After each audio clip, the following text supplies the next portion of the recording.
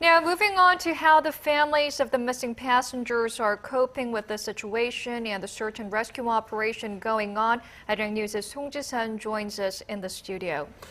Ji-sun, so the families down there in Jindo have had many sleepless nights now, very tired, very emotional, and I hear their patience has worn thin. Right, a lot of people, including myself, have spent the last few nights awake waiting for rescue updates and praying for survival of the missing there. But we can only imagine what the parents must be going through at this moment. When a news breaks, there's a body has arrived. Parents of the missing rushed to the port to identify whether the victims were their children. Although the divers have succeeded in entering the ferry, parents are not fully content with the fact that it took them this long. Their disappointment and despair has turned into anger, and dozens of them are attempting to travel to Seoul this morning to visit the presidential office of Cheongwade to demand the pace of the operation be picked up with a better organized protocol system. And reports are coming in that the police and the parents are confronting by the bridge of Jindo for about 3 hours now. Ji-sun, now, although the families are hoping to hear for some miracle, they're also preparing for the worst. Now, how are these families doing over there? Well, on Saturday, the families started giving out their DNA samples. That's because there has been some errors and mistakes in identifying the bodies. And for some bodies, they could not be identified just by the appearances.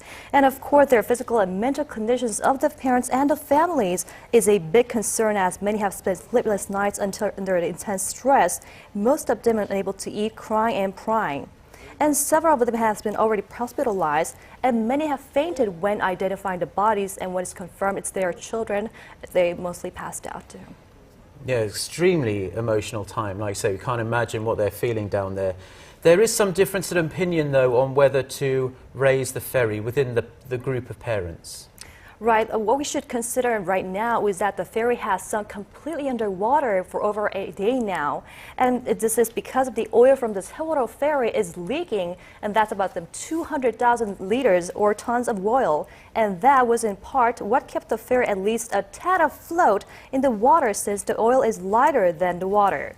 Now, the volume of air pockets is also calculated to reduce as the ship sinks deeper down due to the pressure, further risking the chance of survival of those who may be waiting for rescue inside the ferry.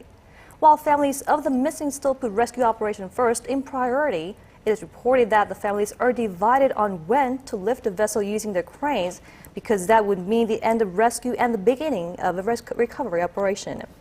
Authorities have announced that they will not go ahead with the process without the full consent of the families of the missing. But to minimize the bodies from drifting too far away, they have set up wider nets around the area, according to the risk request by the parents. We do hope that we can deliver some news of more survivors today. Thank you, Ji-sun, for that report.